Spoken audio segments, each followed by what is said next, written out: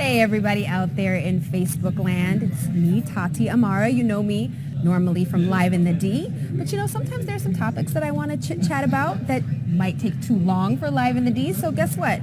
I have Scott Carty here from Carty Capital Management, and one of the things that everyone knows that I like to talk about is money and saving money. I'm a bit of a frugalista, as I like to call myself. So we want to welcome you, Scott. Thanks for being here and coming in. Thank you for having me. This is fun. It's fun. So what we're going to talk about is last minute tax tips. Okay. So the tax deadline is later this year, right? So for all the procrastinators like me, I think it's 20% of Americans wait till the last 2 weeks. Is that right? Yeah, it's a big number. It's a surprising number. Yeah, that's almost a quarter of people that sit around and chill and wait till the last minute. And I'm guilty, so I understand it completely. But one thing that I noticed is also our tax deadline is on a different date this year. It's actually April 18th. April 18th this year, and the reason for that is April 15th, which is our normal tax deadline, is on Saturday this year. Okay. And then that Monday, April 17th, is actually a holiday. So that's Emancipation Day in Washington, D.C. Okay. So they don't want to get your taxes that day, so it's the next day. So we have a couple of days to procrastinate a little bit longer. That's great. The more time you give me, the more time I'm going to take. I'm sure a lot of people out there would agree on that. Now, speaking of procrastinating, one of the things that I always wonder is, have we procrastinators missed the boat completely on saving a couple extra dollars on our tax bill? So could I still make an IRA contribution or donate something? Yeah, all of those benefits still will procrastinate with you up until April 18th. So if you have waited, you can still make your IRA contributions, Roth contributions, charity contributions as well. Right, and those work by lowering our overall tax bill. How? Well, it's different. It's a little bit more complex, and I don't know if you want to get into that. But yeah, your IRA contributions will lower your taxable income along with charities, which will go against your itemized deductions. Roth contributions don't actually help with that, although they do help you, I think, more with retirement. Okay, but hey, that's a good thing. At least we know we can still save some money before the actual tax deadline. Absolutely. All right, so that's great. So for us procrastinators, what are some of the top things that we need to think about or have together when we sit down to file our taxes, whether we're taking them to a professional or using, one of the common softwares out there like TurboTax? Yeah, I think the two biggest things that we see with people that wait is they get in a rush and they miss out on they make two mistakes. Okay. They get their social security number wrong. Okay. Or they do their math wrong. And usually this is just because they're in a hurry. And because they get in that hurry, they make simple, avoidable mistakes. Okay. So just, even if you are procrastinating, even if you wait till the last second, just double check your work and make sure you have everything correct. Okay, so it is the classic haste makes waste kind of situation. Right. Okay, so don't wait. Now let's talk about something else I've done personally, which is file an extension. Yes. What is the deadline to file an extension, and how does all that work? Yeah, the deadline is actually April 18th at 11:59 p.m. Okay. So you have all day. So if you find out that even if you waited too long and can't get it done, just file an extension. So many of us think that the extension is a bad thing, but the IRS actually prefers for you to file an extension and get it right instead of rushing and making mistakes and having to do an amendment or things like that. Got it. Because that just creates more work for them, right? It does. All right. Now, the one thing about filing an extension, if you owe taxes, the tax bill is still due on April 18th. Okay. So even though your extension will actually push your date back to October 16th this year. Okay, so that's what, 6 months extra that we get? Okay. Yep. So you do have to pay your taxes by April 18th, though. And that's a little bit confusing because your taxes aren't necessarily done. So you just need to make sure you've made estimated payments in the amount that your taxes are going to be due. Okay, so is it better, let's say you don't know how much you're going to owe, because for me, I just can't seem to wrap my head around not knowing how much I owe. Like, I feel like if I don't do the paperwork, how do I know how much I owe? So is it okay to just file the extension without a payment and just figure it out later? Well, I wouldn't do it that way. Okay. And there's a reason why, and let me get to that in a second. Okay. But what I would do is use estimated payments. So with the estimated payments rule, you either make your tax payments based on 100% of last year's income or 90% of your current year. So without trying to get too confusing. Okay. So for this year, you would make 100% tax payments based on 2015 Got it. or 90% based on 2016. Okay. Okay. Now, the reason I wouldn't just not make a payment is because it's a 5% per month penalty if you owe taxes. 5% per month. Right, so if you wait 6 months, then you're looking at 30% in penalties. Oh my gosh, that's a lot. That is a lot. That's a lot. That's scary a lot. So basically, we don't want to procrastinate if we can avoid it.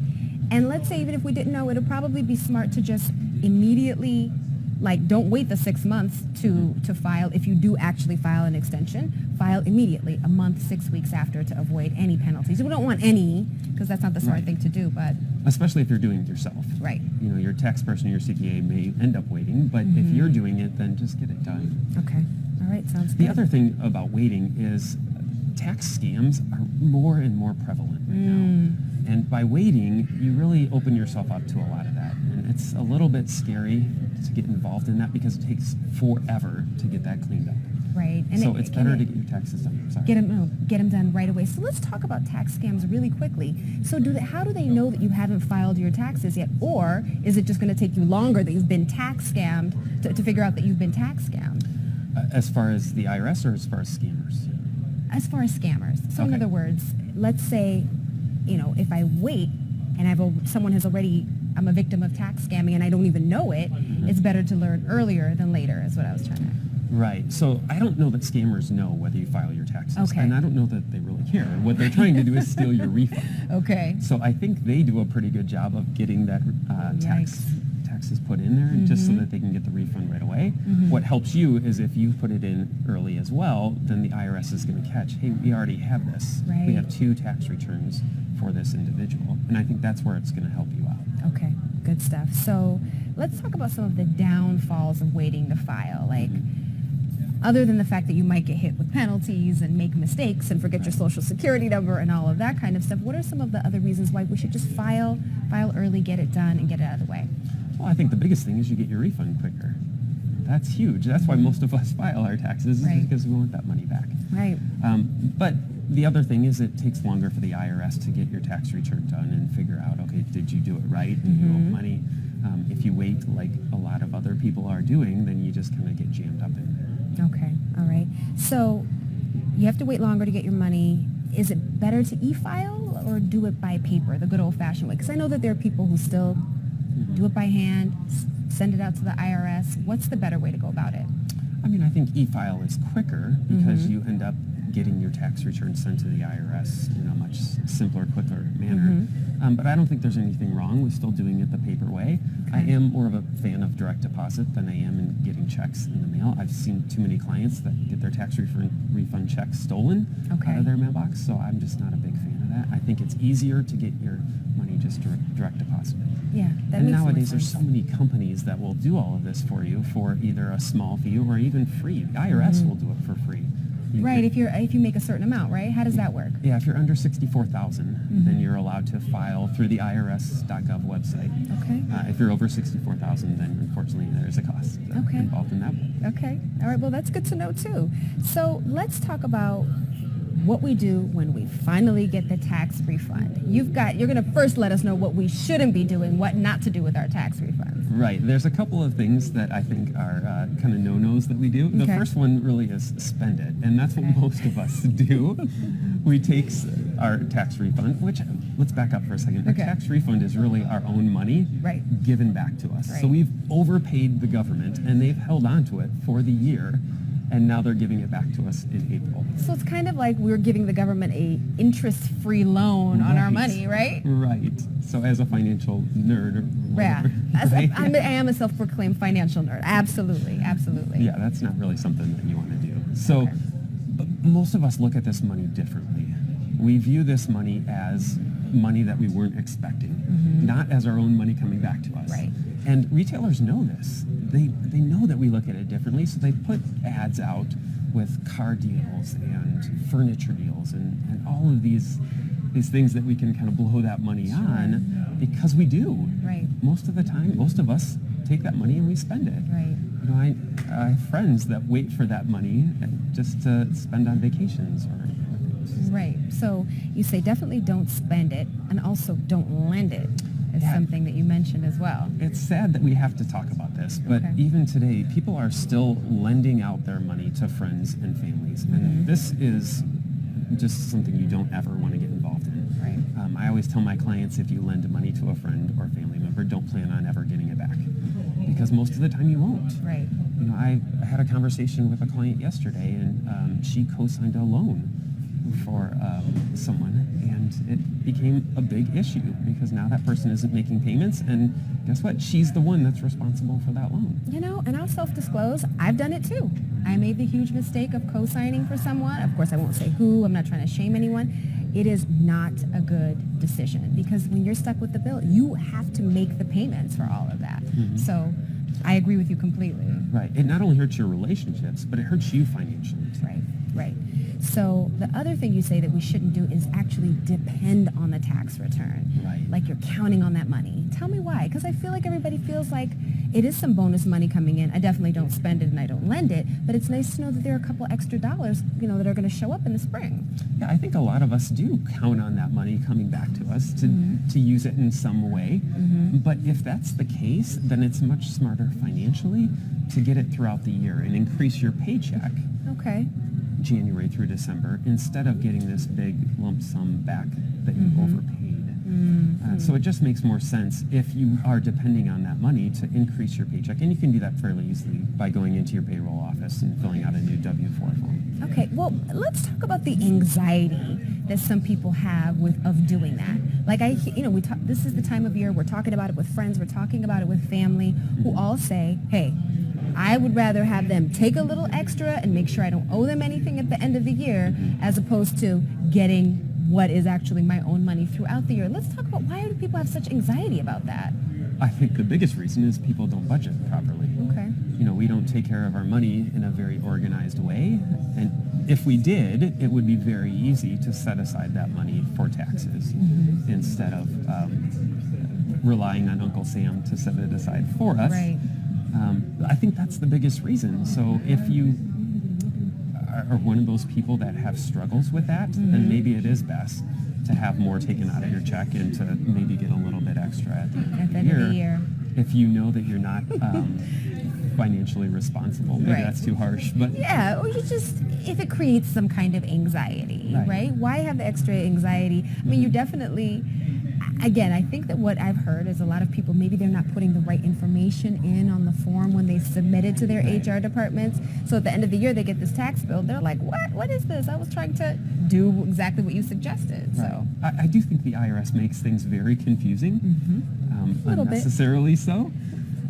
But they probably do that on purpose so that they can have your money for the whole year and to use it instead of you using it. Okay. All right. So now let's talk about what we should be doing with our tax returns. So it's April, whatever, or maybe even January, whatever. You're one of those people who actually get it done in a timely fashion. You get the check. What should people be trying to do with it? Well, as Americans, we are over $1 trillion in credit card debt. $1 trillion in credit card debt. Right. So basically we're spending too much money and we're buying too much on credit. Right. Okay. So what we should be doing is paying off some of our credit cards. I'm a big fan of Dave Ramsey's Snowball credit card debt payoff. Okay. So what that means is that we're not necessarily looking at the highest interest credit card. We're really looking at the lowest amount that you owe on a credit card. Now, the reason you do this, if we take the snowball idea, if you put a snowball at the top of the hill and push it down, it takes a little bit to create some momentum. Right. But then as the snowball keeps going down the hill, it eventually gets bigger and it starts going faster.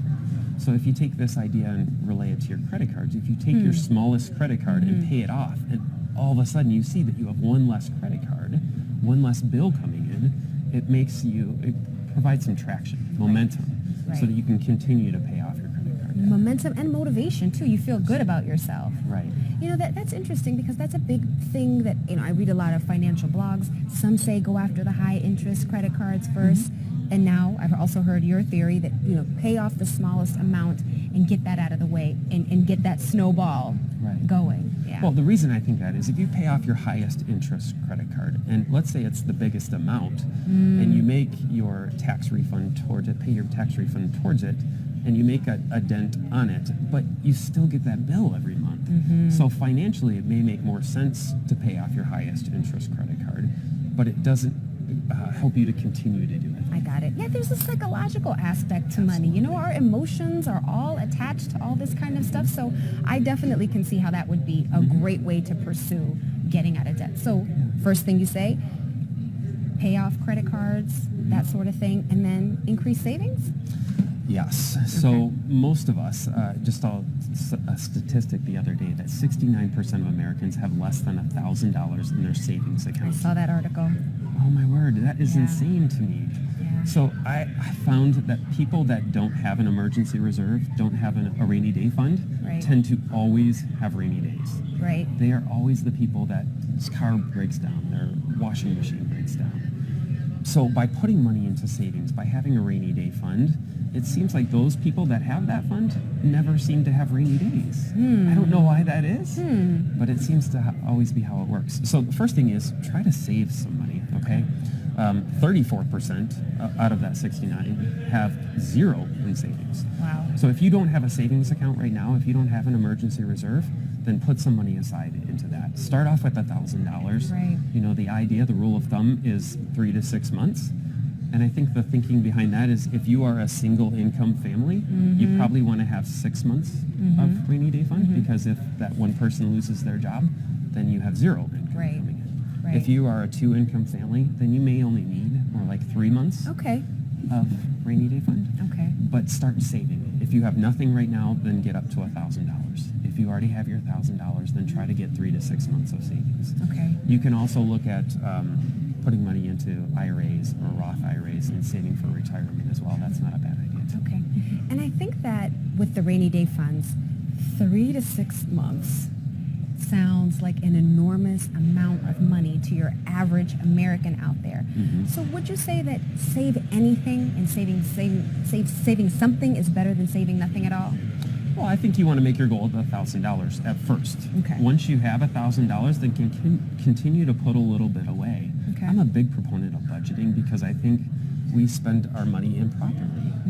You know, and I talk with my clients a lot about making sure their budget is in place. Now, we are the ones that create that budget, so you can make it so that you save as little or as much as you want into your savings account. But I think continuing to put money into that savings just in case helps you just in immeasurable ways. I think so. Yeah, that's going back to that statistic really quickly. With people not having $1,000 in their savings account, it's all part of maybe connected to the $1 trillion in credit card debt we have. Who knows? I think it is. It all kind of goes together, right? I think that's what we do is we think, okay, I don't need a savings account because if I have something bad happen, I'll just use my credit card. Okay. There is a real psychology behind all this and emotions attached to it. So, Absolutely. Scott, what do you want to tell us that I haven't asked you yet? Is there anything that I've left out that people should definitely know about? Well, I think the biggest idea behind all of this is just planning. Whether it's planning for your taxes, planning for your tax refund, or planning for your retirement, I think we as Americans do a better job of planning our next vacation than we do for planning our finances. And if you sit down every month and spend 15 minutes, 30 minutes looking over your bills, what you have coming in and what you have going out, then you'll be in such a better position financially. Okay. Scott Carty, everybody, Carty Capital Management. Thank you for all of these great tips. I'm actually going to have a nice, neat, typed out version of all of this. I will post this on the Live in the D Facebook page, so you guys can go back and refer to some of the notes, and I'll post Scott's information too. We'll have some information on my website at cartycapital.com too if you want further information. Awesome. cartycapital.com. Thanks again. Thank you for having me. Good stuff.